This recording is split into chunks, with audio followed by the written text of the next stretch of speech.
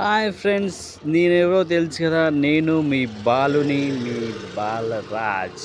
తెలుసు కదా, ఏదైనా ఉన్నట్టుగా మాట్లాడే వ్యక్తిని అని మీకు తెలుసు కదా. చూడండి, ఇప్పుడు ఈ వీడియోలో మీకు స్పష్టంగా వివరిస్తున్నా ఇప్పుడు ప్రభుత్వాలు ఎలా ఉన్నాయనేది. ఫస్ట్ ఇంతకుముందు తెలంగాణ ప్రభుత్వం ఉన్నప్పుడు మనకి బస్ ఛార్జెస్ ఫ్రీగా లేవు, కానీ ఇప్పుడు బస్ ఛార్జెస్ ఫ్రీగా ఉన్నాయి. అందులో డిఫికల్టీ ఏంటంటే, తెలంగాణ ప్రభుత్వం ఉన్నప్పుడు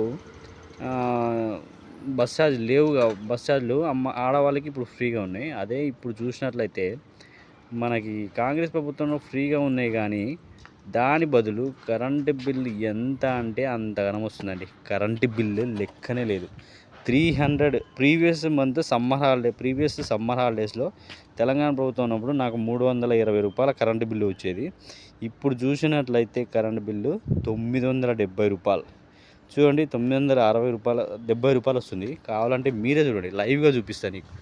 నేను వాడేది ఏం లేదు, చిన్న ఫ్యామిలీ, మేమిద్దరమే ఫ్యామిలీ, ఇద్దరికి 900. అంటే మేము యాక్చువల్గా బస్సులో జర్నీ చేసేది 3 నెలలకి ఒకసారి మాత్రమే. 922 రూపాయలు క్లియర్గా అనిపిస్తుంది. బస్సులో జర్నీ చేసేది 3 నెలలకి ఒక్కసారి మాత్రమే. అంటే మినిమం 100 రూపాయలు, 200 వేసుకోవచ్చు మా ఇంటికి వెళ్ళడానికి.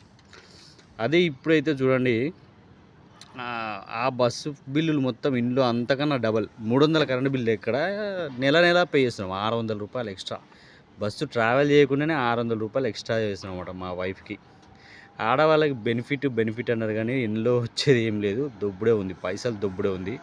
కాబట్టి ఇప్పుడు ఈ ప్రభుత్వము ప్రజలకి సేవ చేస్తాం అనుకుంటాం, కానీ ప్రభుత్వమే గుంజుకొని ఉంది. పైసలు గుంజుకోవడం తప్పించి ప్రజలకి హెల్ప్ చేసేయడం ఏం లేదు. ఇంకా హైదరాబాద్లో చూసినట్లయితే వాళ్ళు ఎట్లా చేస్తున్నారంటే, హైదరాబాద్లో మొత్తం ట్రాఫిక్ ఛానళ్ళు అయితే హండ్రెడ్స్, ఇప్పుడు ఇంతకుముందు 100 ఉండేది. తెలంగాణ ప్రభుత్వంలో 100 లోపల ఉండేది. రీజనబుల్గా ప్రజలు కూడా గౌరవంగా ఉండేవాళ్ళు. ఇప్పుడు థౌజండ్స్లో వసూలు చేస్తున్నారు. దేనికైనా థౌజండ్స్లో. ఒక ఫ్యామిలీని వైఫ్ని ఎక్కించుకొని పోతే లేనందుకు దానికి 1000 రూపీస్ ఇస్తారు. హెల్మెట్ లేనందుకు దానికి 1000 రూపీస్ ఇస్తారు. ఇట్లా ఉందండి తెలంగాణ ప్రభుత్వం. మీరే అర్థం చేసుకోండి, ప్రభుత్వాలు మనకు అవసరమా? ప్రభుత్వం లేకుండా మనం బతకలేమా? చూడండి, మీరే ఆలోచించి మీరే డిసిషన్ తీసుకోండి. హైదరాబాద్లో ఉండే వాళ్ళకి ఇదంతా చూస్తూ డైరెక్ట్గా చూస్తుండొచ్చు. ఎక్కువ ప్రయాణం చేసే వాళ్ళకి ఎంత ఖర్చు అవుతుందో, ఎంత లాస్ అవుతుందో మీరే అర్థం చేసుకోవాలని నా యొక్క మనవి. ఓకేనా? ఏ ప్రభుత్వాన్ని కూడా నమ్మలేని పరిస్థితి ఉంది. వాళ్ళు చేస్తారు, వీళ్ళు చేస్తారు అన్నట్టే ఉంది, కానీ చేసేది ఏం లేదు. కాబట్టి మీరే అర్థం చేసుకొని ఒక సబ్స్క్రైబ్ కొడతారని మనవి. బాయ్.